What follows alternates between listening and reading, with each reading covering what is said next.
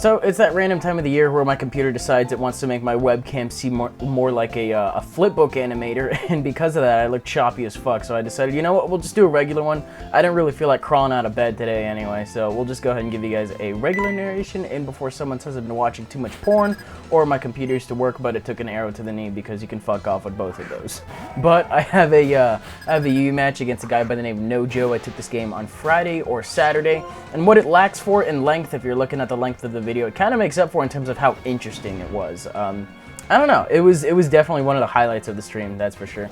But we're both gonna get our stealth rocks set up. I don't think we have spinners on either side, so I was like, you know what, I'll have the advantage if I can get some toxic spikes up here, and that's what I was planning to do. And you know, the thing is Deoxys D is not an offensive powerhouse, it's defensive. So imagine my surprise when I'm not able to take the Psychic owing to a crit. I'm pretty sure I would have been able to take that. I mean, I know it's stab and everything, but I was at full HP. That's not going to hurt that bad. It's not a times 4 effective move or anything like that. So I got a little pissed that I wasn't able to set up my Toxic Spikes. But because I think the only reason he's running Psychic is so he's not taunt bait. You know, he's got the one attack. I'm safe to bring in my... my Bisharp here, get up a free Swords Dance, and then, you know, take advantage of whatever decides to come in. And I see a Snorlax, and I'm like, I don't think a +2 Break Break's going to do the job, so I'm going to go for an Iron Head, see if I can flinch him, or, you know, see what he wants to do. If he wants to Earthquake me, then I can bring in something else to take him out next turn. And then the Hax Fairy's like, oh, hey, he just critted you. I got your back. Don't worry about it. So I crit his Snorlax. A little bit upsetting, probably, for both of our sides, in that I wasn't able to get Toxic Spikes up. But he lost out on his Snorlax. So the crit score is at, like, 1 versus 1 right now. And if I'm indicating that, that means there's more to come. But... he's going to bait the Sucker Punch, you know, it was fairly obvious. I figured, what the fuck, I might as well just take it. I don't know what else he would have done, or, you know, if he was predicting the switch or something like that. He was probably just trying to coax me out of here. I'm just like, you know what? I'm going to keep Sucker Punching, and you need to stop doing that.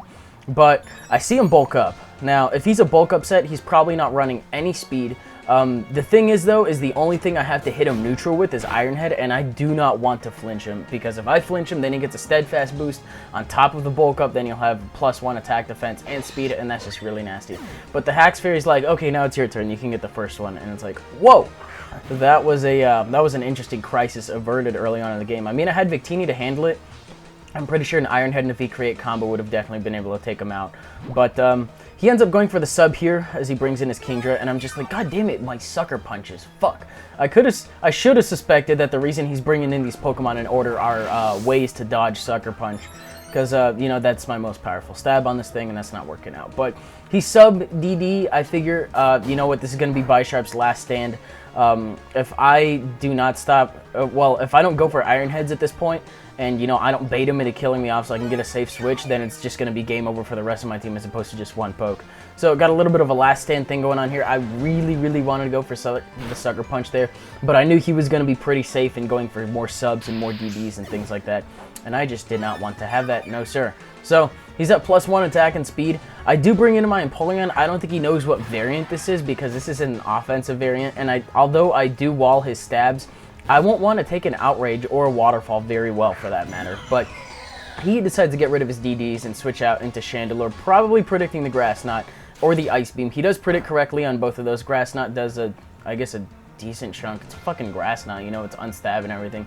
And he goes for the Flamethrower. I was like, okay, I should be safe to take any one single hit of Chandelure's moves at the range of health that I'm at. But Hax Fairy's like, oh, you know what, here's another crit. I'm like, fuck! I could have really used that, but I still have my Scarf Victini, so I feel pretty safe coming in, you know, going for the Fusion Bolt, taking this thing out. As long as I have Victini, things are going to be relatively safe for me.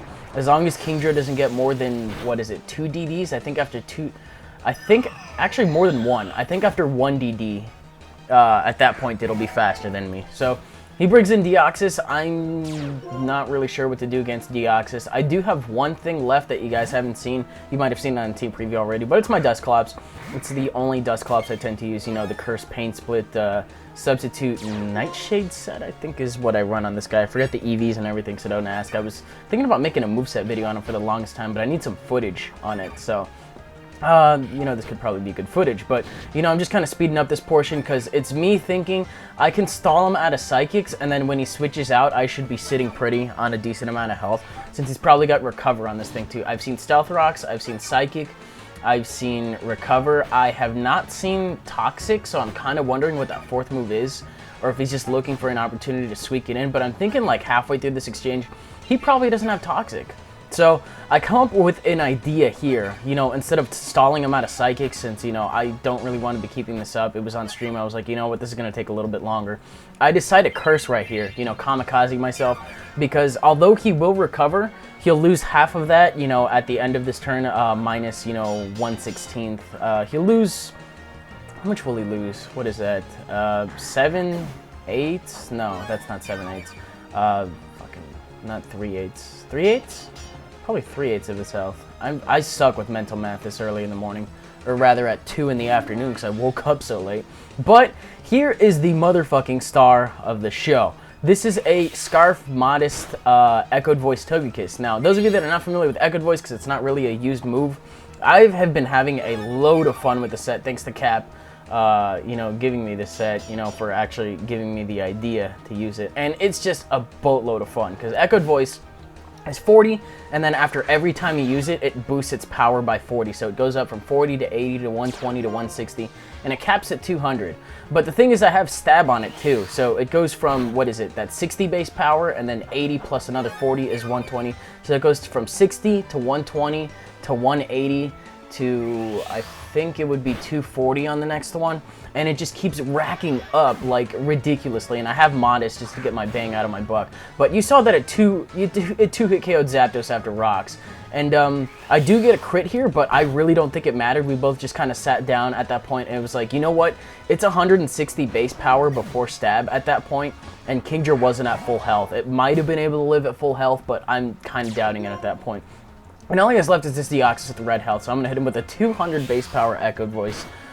Jesus Christ, I love this set. So that's going to do it for this game. I thought the ending was pretty interesting, and you know, the middle was kind of meh, beginning was just full of crits and stuff. But it led for an unconventional Monday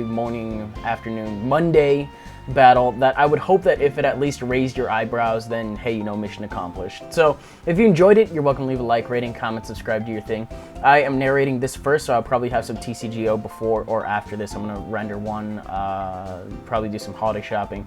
Hopefully you guys have gotten yours done too. So got that, and then probably record Penumbra later tonight or tomorrow. I will have a Penumbra up for you guys, those of you that watch it, before Wednesday, without fail. So I'll see when I can do that. But for now, that'll do it out of me.